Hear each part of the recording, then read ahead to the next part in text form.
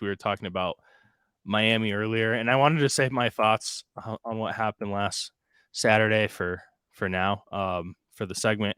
Um, it was terrible. Like, I didn't watch the ending, but as someone who has played football, and I mean, obviously, you don't even need to play football to know how bad that was, but I was just thinking of it more from like the player's perspective.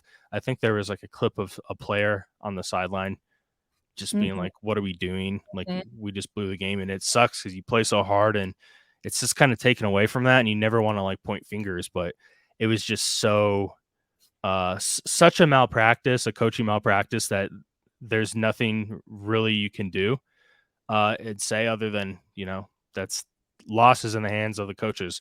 So the question here that is, can they bounce back? Because North Carolina's look pretty good. Drake May starting to heat up, and this could be a bit of a take, but I wouldn't be surprised if like the number one pick next year is more of a conversation than just Caleb Williams. I still think it is Caleb Williams, but like Drake May has looked really good. And he plays more like his film is more what you're going to see in the NFL.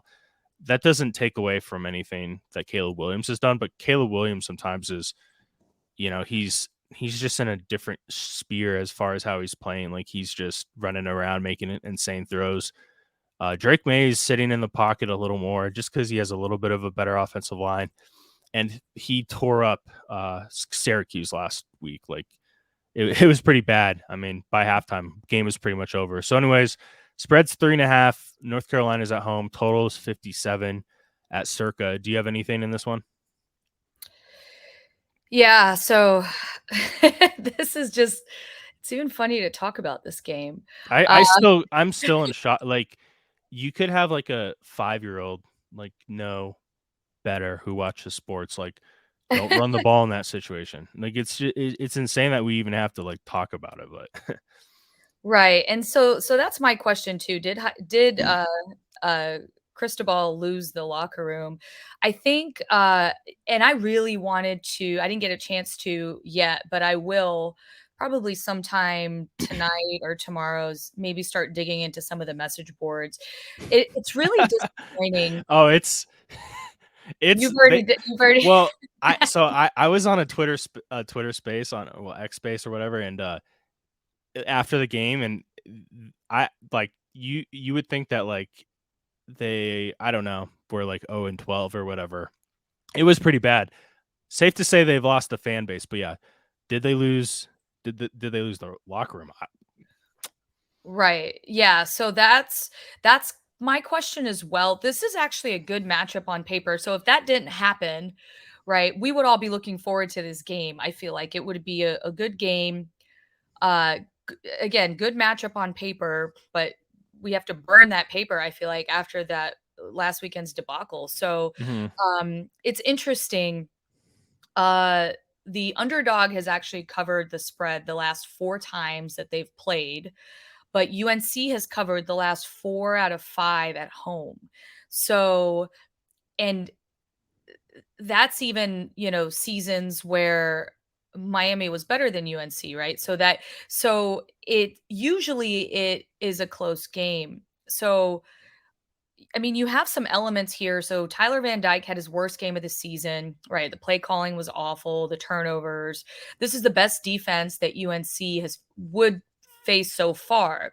Um, Although they've played a tougher schedule. So there are all these variables, I feel like, in this game. And uh, this would be a good opportunity for Miami if they can mentally find a way to focus on the Mhm. field, um, to take these lemons and turn them into lemonade because Georgia Tech, so that's the thing. Yeah, they blew the game, but Georgia Tech's not that bad of a team. Yeah, they're It's better than I think a lot of people yeah, yeah, give them credit exactly. for. Right. So they're better than it. So it looks like it's a bad loss, but if they didn't have all those mistakes, it would have been one of those things. Okay, well, we lost a game to Georgia Tech. Let's bounce back next week. They can come out and beat UNC. But also the line, right? Have they been downgraded too much? Um, how do they respond? Are they just going to play their hearts out after being ridiculed for a week? Yeah. Or, will they rally for their coach, or will they not rally for their coach? Because didn't he try to throw them under the bus? I mean, Yeah, I don't even know, like, what I don't even think he was intentionally trying to, but it, like, came off the wrong way, and I don't know. Like, this is the type of game where I don't wanna have anything pregame on it, but I'm okay with, like, hopping in live and taking something just because I don't wanna be in a situation where I'm just, like, on the wrong side and I'm like, "Hey, I think Miami's gonna come out flat," and then actually they look pretty good. Because look, if Miami wins that game, I could see the spread being closer to almost like a pick 'em, maybe like North Carolina, like a point and a half. I think that is being factored in, but again, I just don't know what to think about this. But it's a really good talking point, like with the whole situation and Cristobal in the locker room. If you have enough conviction, then definitely fire this one up. But yeah, it's just gonna suck when North Carolina wins by 3 touchdowns and we're just like, "Duh." Right? well, that's what I'm And it expecting. That's what yeah, I'm that's expecting. that's I what I'm wore my expecting too. UNC hat today Oh, yeah, there you go. Yeah. because Oh, so I'm taking. 3 touchdowns. Yeah, I see. That's the thing, right? 3 touchdowns, but it's exactly. So I feel like we're getting them at a discount. Mhm, Uh, Now, yes, Miami could rally, and it's definitely not a lock for sure. But mhm. because we don't know, what if they've had these phenomenal practices? What if they're all, Yeah, they're just it happens. I've seen, like, this stuff, like, with adversities, it can go one of 2 Mhm. ways. So, it's hard to say, but I lean with you. I gotta go with the Tar Heels. Gotta. Yeah, it just doesn't make it's the if you do like a risk analysis, it just makes more sense to, and again, not just because of what happened, because Yeah, like you even said, besides of like, let's say right, none of that happened. North Carolina still is a decent look for a variety of reasons. Like, again, Drake May, like I said, he's playing really well. right, So that could even be enough. And then on top of that, it's like, well, even if there's like a 55% chance that that locker room stuff is gonna cost the team, that's enough. 5%, if you quantify it that way, it's enough to say, like, yes, we should fire up North Carolina. right. Yeah, I 100% agree on Drake May. He's looked so much better. I mean, the whole team has looked better. I mean, they've faced a pretty tough schedule so far.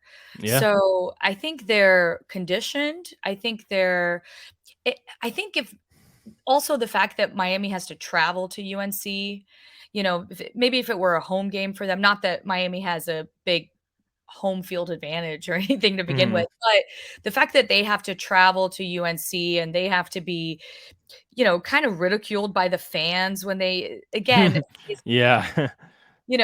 I'm sure they're gonna start some sort of I'm sure there will be kneel signs and chants Oh, and all all sorts sorts of of things in stuff. that stadium. Yeah, Yeah. so it's one of those things where is it enough? Do they have enough to overcome all that this week? Mhm. It might take them a few weeks to kind of regroup and get back into the also with the coaching too. I think there's some with the coaches being on different pages, right? That might somehow impact their preparation and just things like that. Yeah. And the last thing I'll say, before we get into the next game, Miami, Ohio, game that we were both on the spread against Miami, they came out flat and Miami looked really impressive. Well, Miami, Ohio is 5-1. So I think that speaks to maybe how good Miami, Florida actually is. But again, with all this stuff, extracurricular, I can't touch Miami. I gotta lean with the Tar Heels. Yeah. Alrighty, let's get into the next game. A little Pac-12 action. Speaking of like crazy games, there was a crazy Pac-12 game last week. USC and Arizona late game. Gotta love the Pac-12 matchups. They're always super fun. We have UCLA taking on Oregon State. Let me get the updated spread here. Oregon State at home in Corvallis, 3.5 is what they're favored by, with a total of 54.5. And Oregon State, I think, is a pretty good team, but so is UCLA. Like, this is a sneaky good matchup. I'm really looking forward to it. Before I give you my thoughts, let's hear what you have to say about this one. Do you have any leans? Yeah, so I agree. When you were talking